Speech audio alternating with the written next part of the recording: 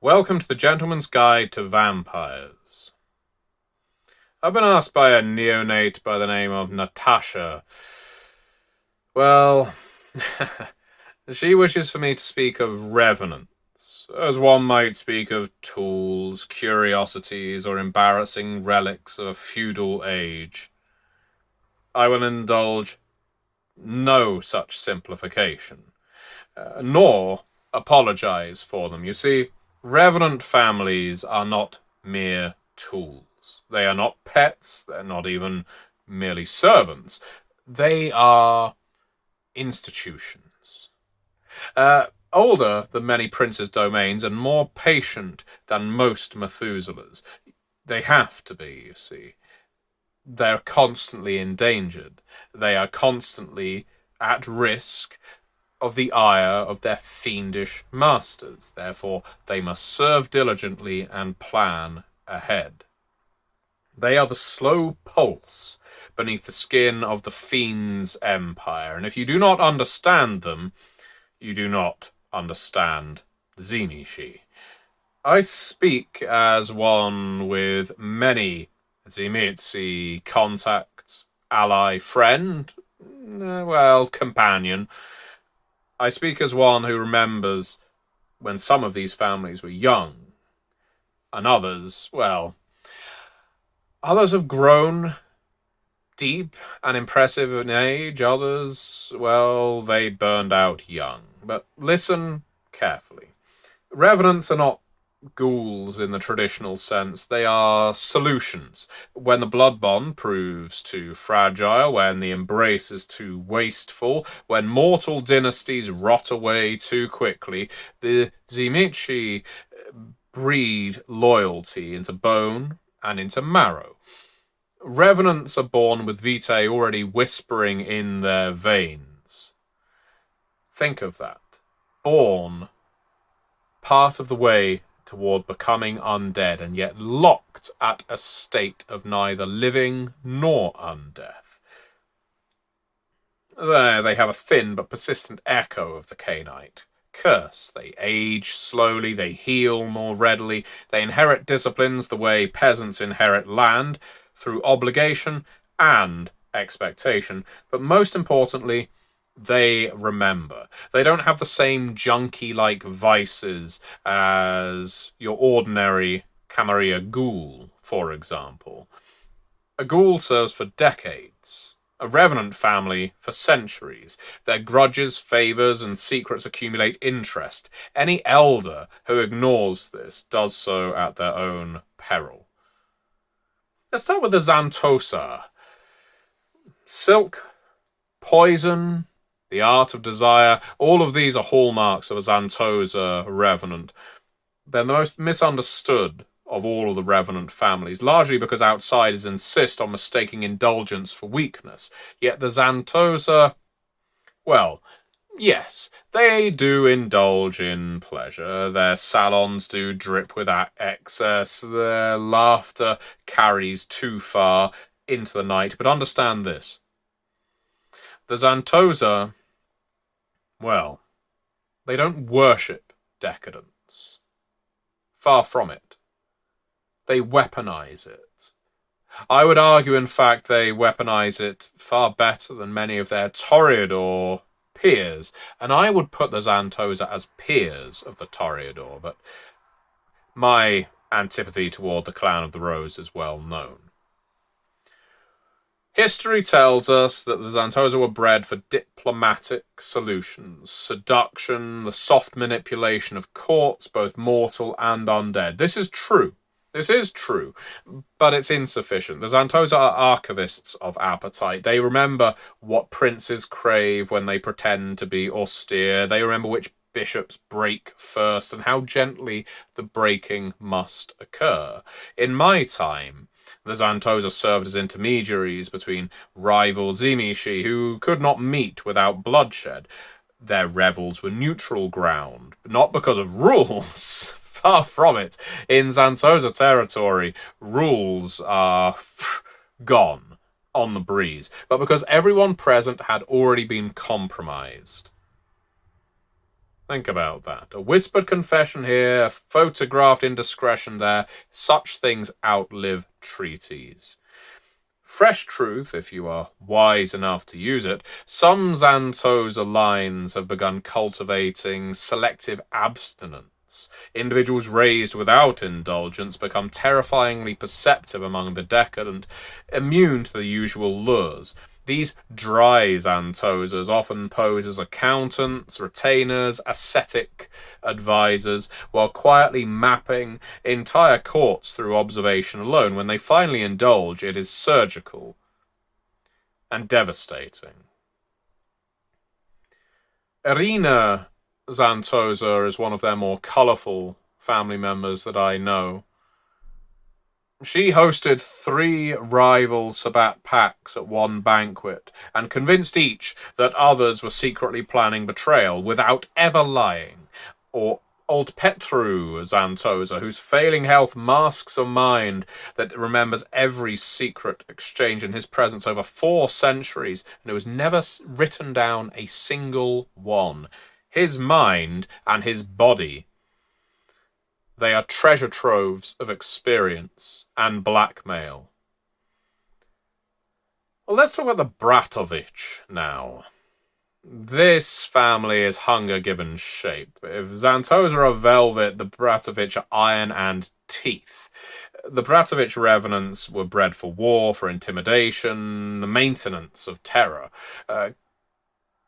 What I know of them, and I have to say that I don't spend a great deal of time around these particular Revenants. They're hardly civil. I know that they have bestial features, they exert control over animals, they have a monstrous reputation. All of it's true. But don't just reduce them to attack dogs. That's an error that many a prince has made. The Bratovich understand ecosystems of fear and predation.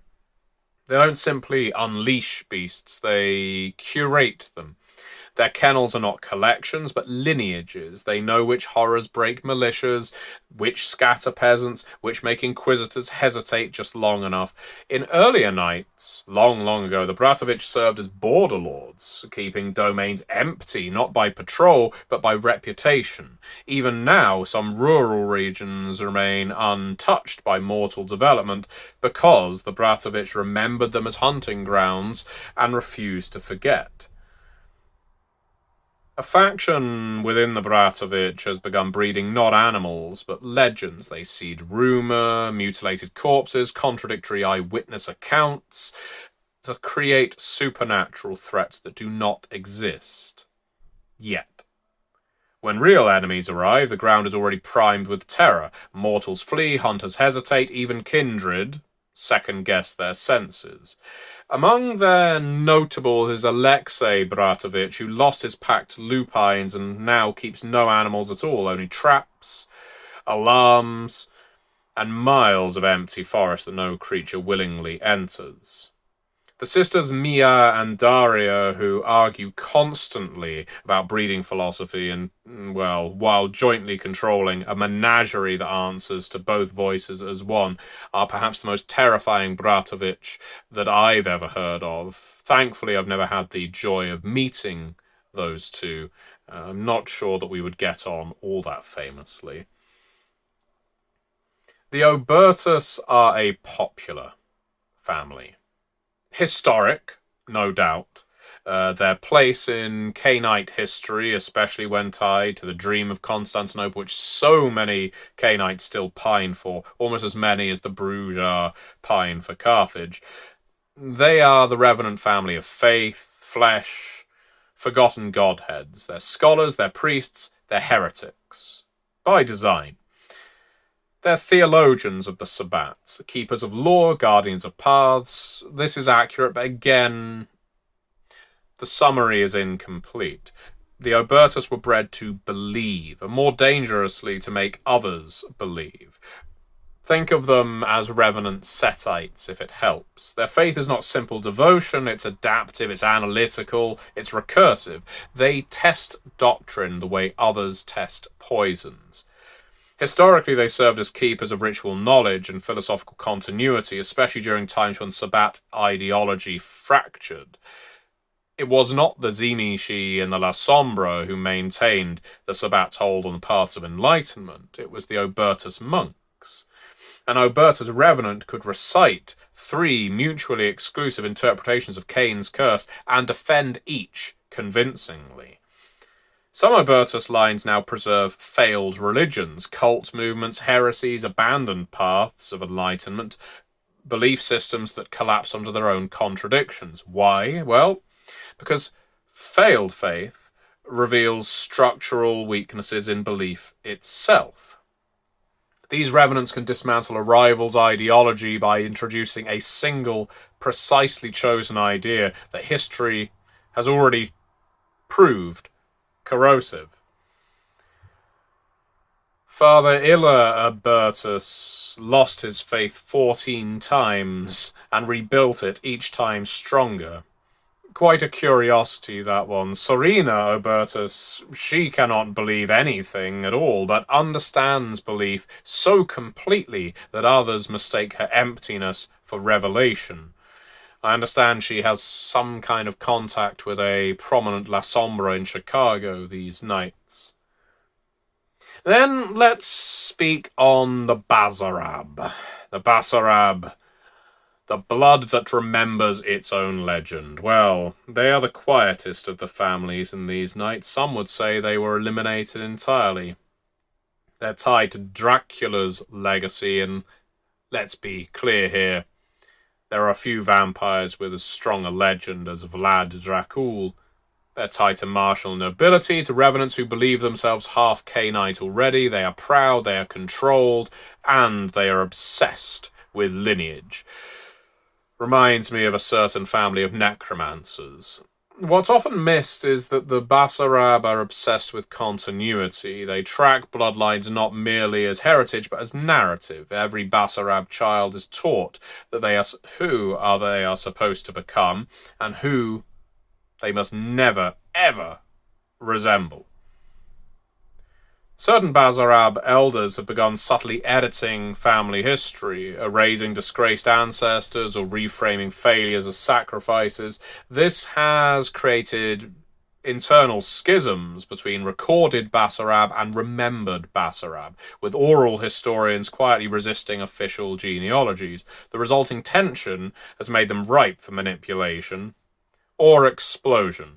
The Zimishi have certainly made quite a distance between the clan body, such as the Zimishi have ever been unified enough to do so, and the Basarab Revenants in recent decades. It will be interesting to see whether they ever return to the fold. Vladislav the Younger, a Basarab operating tonight, believes himself destined for embrace and engineers crises to prove his worth. Crises he always intervenes just at that crucial moment to save the Cainite court, to intercede on behalf of the Ductus or the Bishop, so that the Camarilla hunters, the hounds and the like, don't track them down. Then there's Anna Basarab, who has no interest in vampirism whatsoever, but she and I have regularly corresponded. She instead collects the final words of dying Cainites, convinced that true power lies in endings, not immortality. As I say, some similarities to a certain Venetian necromancer family. Revenant families are not static. They evolve, they scheme, they dream, they resent being treated as failure or furniture, and they remember every slight. A Zantosa scorned will ruin you socially, a Bratovitch ignored will erase your borders, an Obertus dismissed will hollow your creed, and a Basarab underestimated will simply outlast you. They have the organization to do so. They don't have the all-controlling hunger, but they do contain and possess an awful lot of power. If you're wise, you will not ask what Revenants can do for you. You will ask what they have already done, and why they have not yet collected payment. Now go, and if a Revenant smiles at you, remember, they were bred to do so. And they were taught exactly when to smile and when to let that smile drop.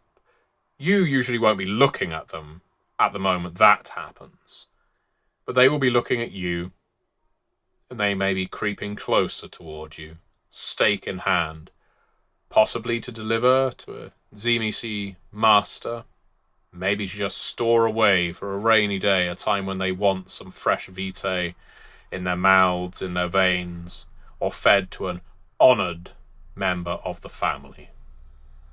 Thank you very much for watching.